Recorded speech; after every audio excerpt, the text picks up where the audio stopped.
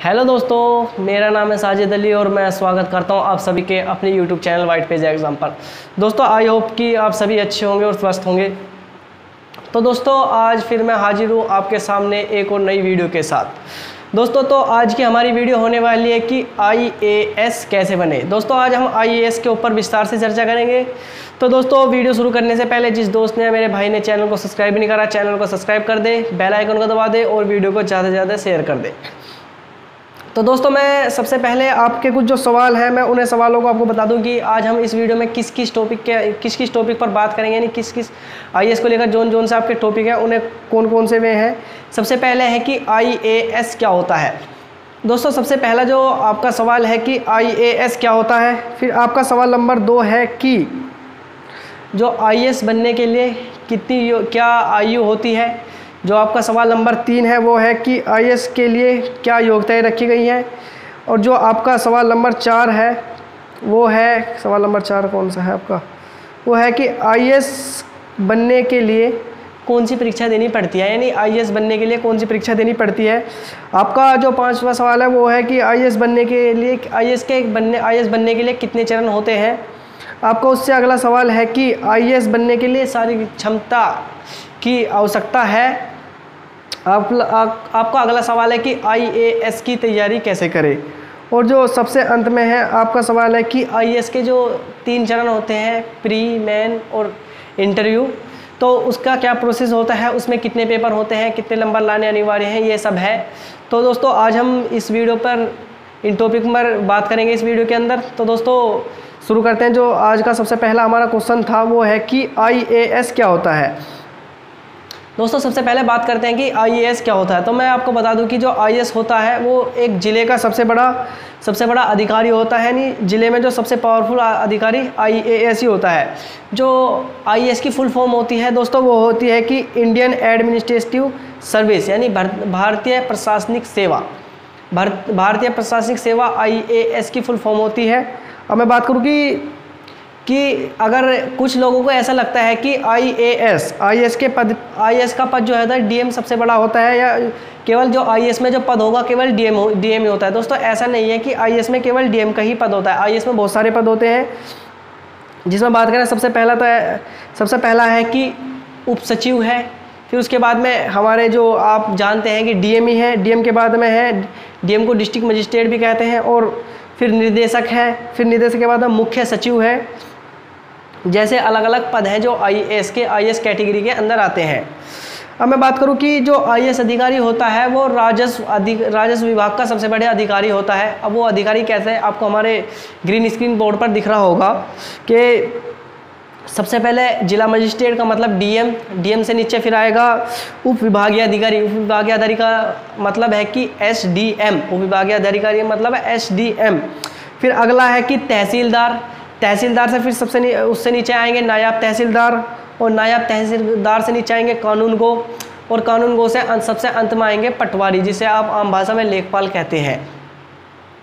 तो यह राजस्व का जो क्रम है वो मैंने बता दिया। सबसे नीचे पटवारी, फिर उनसे ऊपर है कानूनगो, उनसे ऊपर है नायब तहसीलदार, फिर नायब तहसीलदार से ऊपर है कि तहसीलदार, और तहसीलदार से ऊपर है उप जिला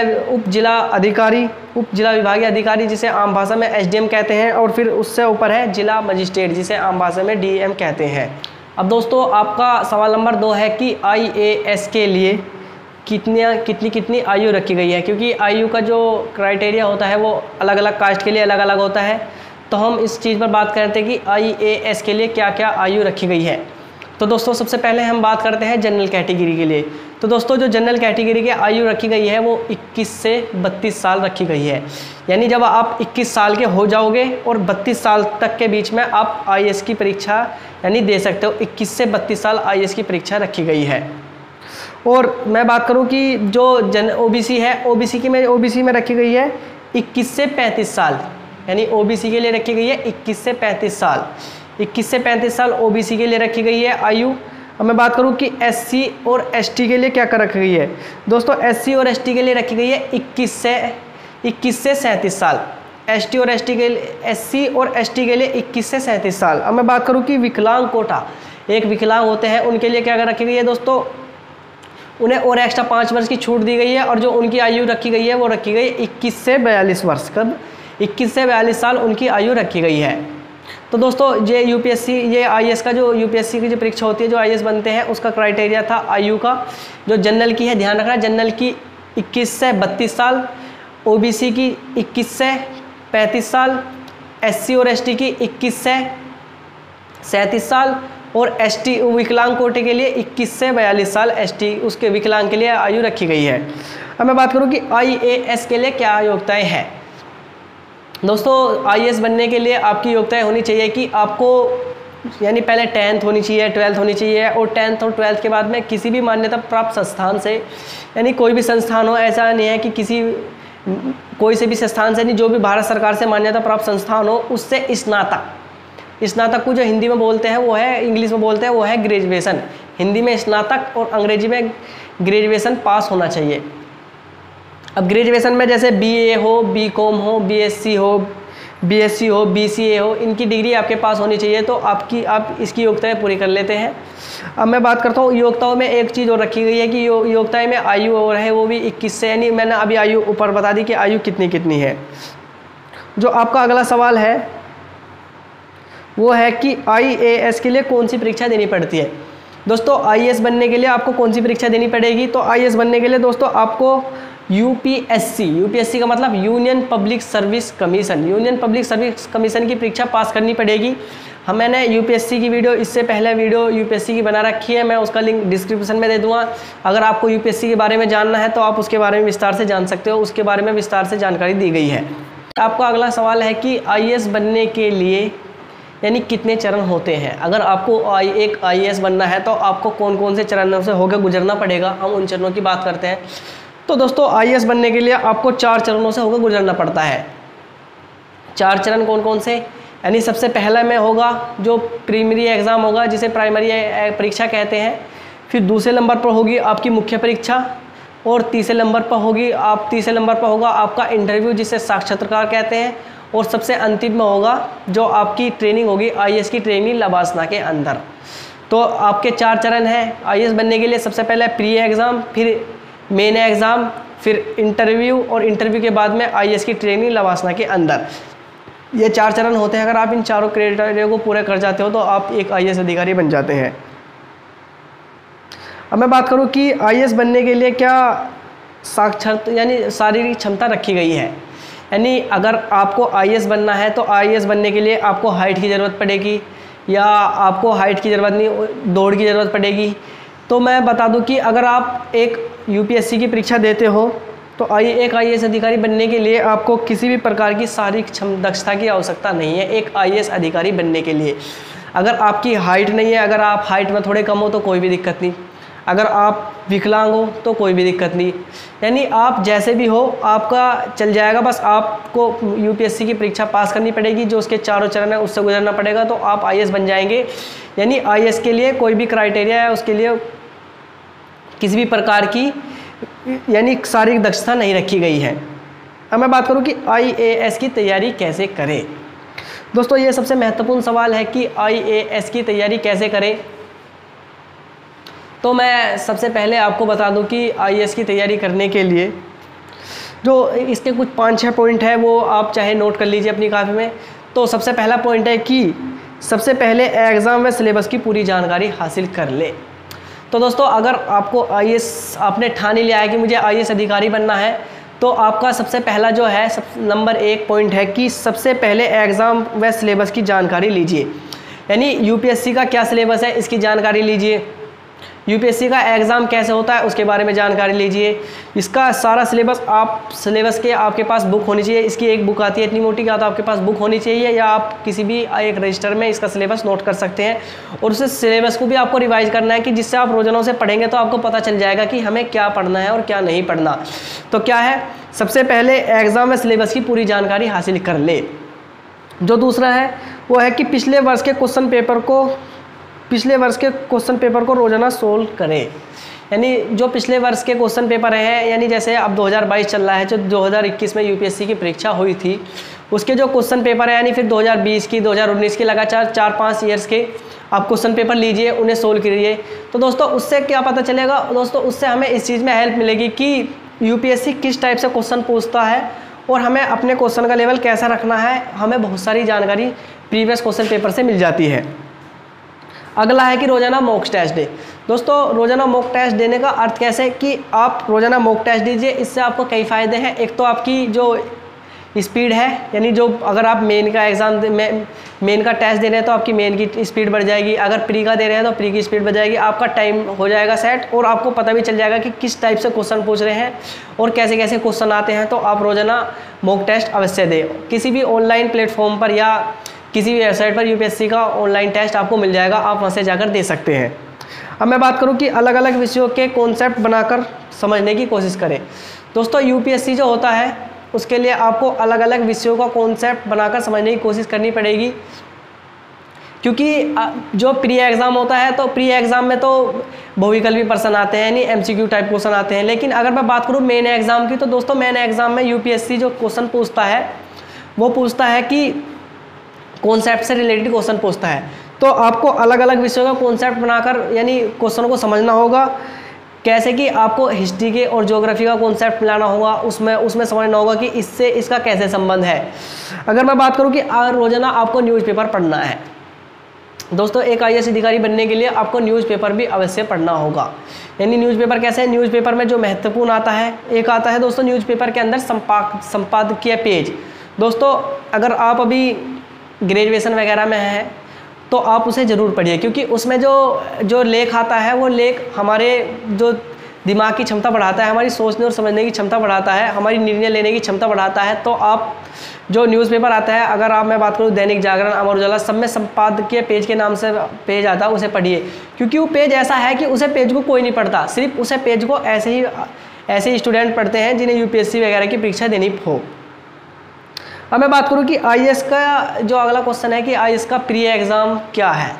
दोस्तों मैं बात बताऊं कि आपका आईएएस का प्री एग्ज़ाम क्या है। दोस्तों आईएएस के प्री एग्ज़ाम, जिसे हिंदी में प्राइमरी एग्ज़ाम कहते हैं, मुख्य प्रारंभिक परीक्षा कहते हैं।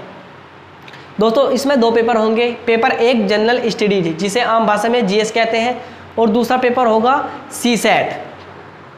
जो पहला पेपर है यानी जनरल स्टडीज़ वाला पेपर है, वो उसमें आएंगे 100 पर्सन होंगे और वो 100 नंबर का ही पेपर होगा। और उसमें जो कट ऑफ लगती है, यानी इसमें कट ऑफ लगेगी, यानी कट ऑफ कितनी भी लगे, 94 नंबर, 95 नंबर, ऐसे कट ऑफ लग जाएगी। तो आपको 100 में से यानी 100 क्वेश्चन है, 100 में से 200 नंबर है, यानी एक क्वेश्चन 2 नंबर का है, तो आपको एक कट ऑफ में आना पड़ेगा। दूसरा पेपर है सीसेट, जिसमें 80% आएंगे और 200 नंबर होंगे। 80% आएंगे और 200 नंबर होंगे, यानी एक क्वेश्चन 2.5 नंबर का होगा। तो दोस्तों इसमें आपको कोई ऐसा नहीं कि इसमें कट ऑफ नहीं लगती। दोस्तों इसमें हो गए आपको 33% नंबर लाने ज़रूरी हैं। और अगर मैं बात करूँ 33% नंबर लाने ज़रूरी हैं, अगर मैं बात करूँ कि नंबर ही कितने लाने, तो दोस्तों 200 में से आपको 66 यानी आपको 66 नंबर लाने अनिवार्य हैं, 66 नंबर लाने अनिवार्य हैं। अब मैं बात करूँ कि मेन एग्ज़ाम यानी मुख्य परीक्षा में क्या होता है। दोस्तों मुख्य परीक्षा 5 से 7 दिन के अंदर होती है। और मुख्य परीक्षा में यानी सबसे पहले 2 पेपर होंगे, पेपर ए और पेपर बी। दोस्तों जो पेपर ए और पेपर बी है वो 3-3 घंटे के होते हैं, पेपर ए बी और पेपर बी बी। अब मैं बात करूँ पेपर ए, दोस्तों पेपर ए जो हमारे संविधान की अनुसूची 8 में 22 भाषाएँ हैं, उसमें किसी भी आप एक भाषा में वो पेपर दे सकते हो। और जो दूसरा पेपर बी होगा वो पेपर होगा इंग्लिश का, इंग्लिश इसमें 10th लेवल की आएगी। अब मैं बात करूँगी 300 नंबर का, 300 नंबर के दोनों पेपर होते हैं। तो ये तो पेपर ए और पेपर बी की बात होगी। अगर दोस्तों मैं बात करूँ कि जो आगे इसके पेपर हैं दोस्तों, फिर अगला पेपर है पेपर फर्स्ट, जिसे पेपर 1 बोलेंगे मेन एग्ज़ाम के लिए, जिसे पेपर 1 बोलेंगे वो है निबंध का पेपर। दोस्तों निबंध का पेपर होगा 250 नंबर का, निबंध का 250 नंबर का होगा। फिर पेपर यानी GS first, GS second, GS third, GS 4, यानी 4 पेपर होंगे, जिसे paper 2, paper second, paper third, paper 4 और पेपर 5 भी कहते हैं। यानी पेपर 1 तो निबंध का हो गया, पेपर 2 जीएस 1 का हो गया, पेपर 3 जीएस 2 का हो गया, पेपर 3 जीएस 4 का हो गया और पेपर 5 GS4 का हो गया। दोस्तों ये 4 पेपर होंगे यार, ये चारों पेपर में जो इनके नंबर होंगे वो 250-250 नंबर के ये चारों पेपर होंगे। अब मैं बात करूं कि अगला पेपर जो छठा पेपर है वो होगा ऑप्शनल सब्जेक्ट का, जो 250 नंबर का होगा। कितना? ऑप्शनल सब्जेक्ट का 250 नंबर का होगा। अब मैं बात करूं जो पेपर 4 है, जो छठा 7वां पेपर है वो भी ऑप्शनल के दोस्तों 2 पेपर होते हैं, एक तो ऑप्शनल का ए और एक ऑप्शनल का बी, तो दोनों 250-250 नंबर के होते हैं। तो दोस्तों ये जो मेन एग्जाम है उसकी थी।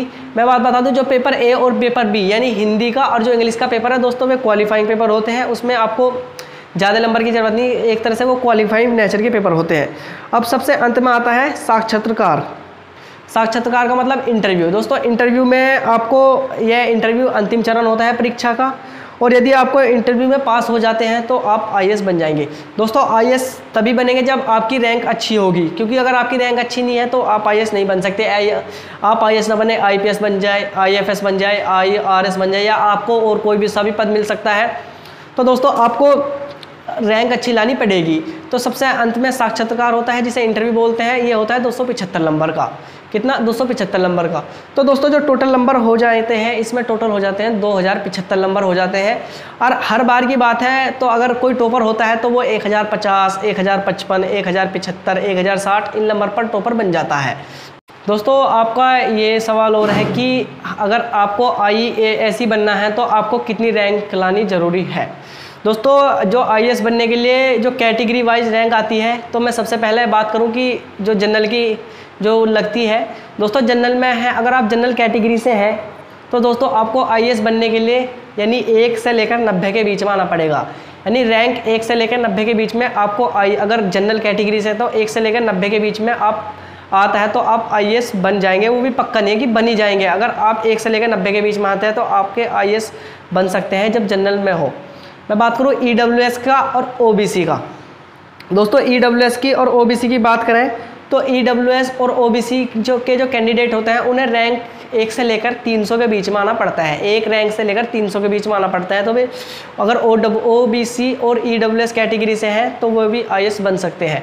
मैं बात करूं अगर SC और ST वर्ग के लिए, दोस्तों SC और ST वर्ग के लिए अगर उन्हें टॉप 450 के अंदर आना पड़ेगा। यानी रैंक 1 से लेकर 450 के बीच में अगर कोई SC और ST का बंदा है तो वो IAS बन सकता है। कंफर्म नहीं है कि बन जाएगा, अगर सीट पूरी होगी तो फिर नहीं बन सकता, लेकिन अगर है तो बन जाएगा।